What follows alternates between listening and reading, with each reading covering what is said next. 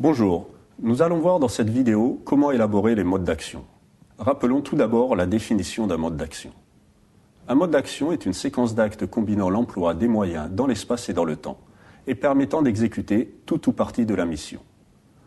Précisons tout de suite que l'expression « exécuter tout ou partie de la mission » signifie qu'il faut rechercher un mode d'action qui permette d'exécuter toute la mission et, à défaut, nous pouvons envisager un mode d'action qui n'en exécute qu'une partie.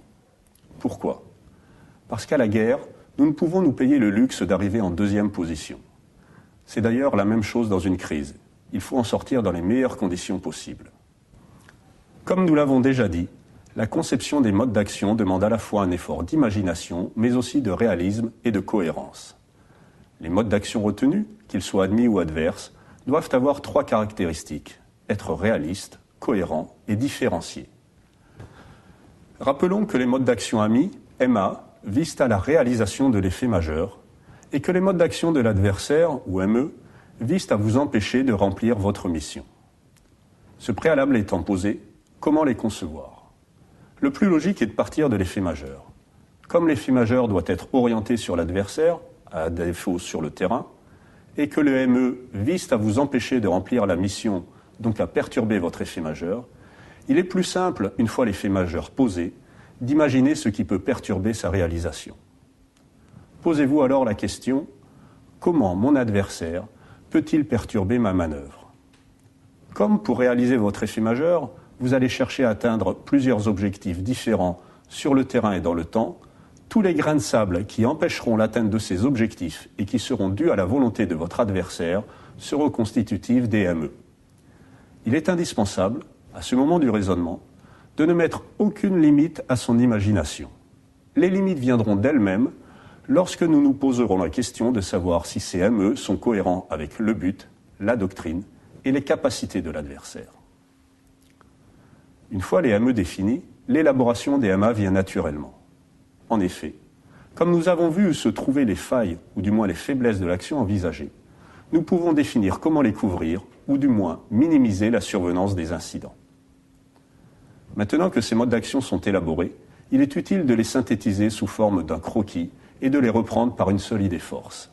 Cette synthèse vous permet de vérifier s'ils sont différenciés. Si les termes sont identiques, ou trop proches les uns des autres, c'est que vos modes d'action doivent être retravaillés. En plus de l'idée force, il peut s'avérer utile de les résumer par l'intermédiaire d'une ou 2 phrases courtes. En vous poussant ainsi à synthétiser votre réflexion, cela vous permet de vous assurer de la justesse de votre raisonnement. Reprenons les exemples utilisés dans la vidéo d'approfondissement de l'effet majeur, à savoir l'escorte d'un convoi et la fuite sur une plateforme pétrolière. L'effet majeur de l'escorte du convoi est de devancer l'adversaire sur les points clés du terrain que j'ai définis préalablement. Mon adversaire peut perturber ma manœuvre soit en tenant fermement un point clé donné, soit en dispersant ses moyens pour me harceler, voire tenir plusieurs points clés afin de gêner ma progression. Son premier mode d'action est donc la concentration, son deuxième, la dispersion.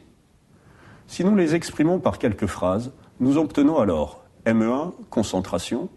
L'adversaire concentrera ses efforts en un point donné pour stopper ma progression et s'emparer du convoi. ME2, dispersion. Par une répétition d'actions réparties sur le terrain, l'adversaire cherchera à ralentir le convoi pour user l'escorte et, à terme, s'en emparer. Les MA possibles sont alors simples. Puisque mon effet majeur est de devancer l'adversaire sur les points clés du terrain, je peux soit les tenir de manière échelonnée dans le temps, soit les tenir pendant toute la durée du passage du convoi sur son itinéraire. Si nous les exprimons par quelques phrases, nous obtenons alors MA1, progression, au rythme du convoi, tenir les points clés. MA2, permanence, tenir les points clés pendant tout l'intervalle de temps où le convoi sera en mouvement. L'effet majeur de l'accident sur la plateforme pétrolière est de convaincre du bien fondé et de l'efficacité des mesures prises. L'adversaire peut perturber ma manœuvre par des campagnes de presse de dénigrement, des actions d'éclat contre les intérêts de l'entreprise, voire le boycott des produits de mon entreprise. 2 ME apparaissent donc, un ME médiatique et un ME activiste. Si nous les exprimons par quelques phrases, nous obtenons alors ME1 médiatique. Par une campagne médiatique qui s'inscrit dans la durée, l'adversaire cherchera à dénigrer mes produits et mon entreprise. ME2 activistes, par des actions répétées et valorisées par leur médiatisation, l'adversaire cherchera à prouver que mon entreprise ne prend pas suffisamment en compte les questions de sécurité. Mes MA seront alors de communiquer en premier pour ne pas être en réaction permanente et d'adopter des mesures de sécurité adaptées au niveau de la menace. Si nous les exprimons par quelques phrases, nous obtenons alors MA1 communication. À l'aide d'une communication proactive, forcer l'adversaire à réagir à mes actes et déclarations. MA2 défense, en prenant les mesures de sécurité adaptées, empêcher mes adversaires de mener à bien toute action d'éclat visant l'entreprise.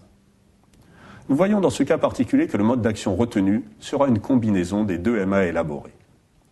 La dernière étape de la vérification de la différenciation de vos modes d'action intervient lorsque vous élaborez le tableau de confrontation des MA et des ME.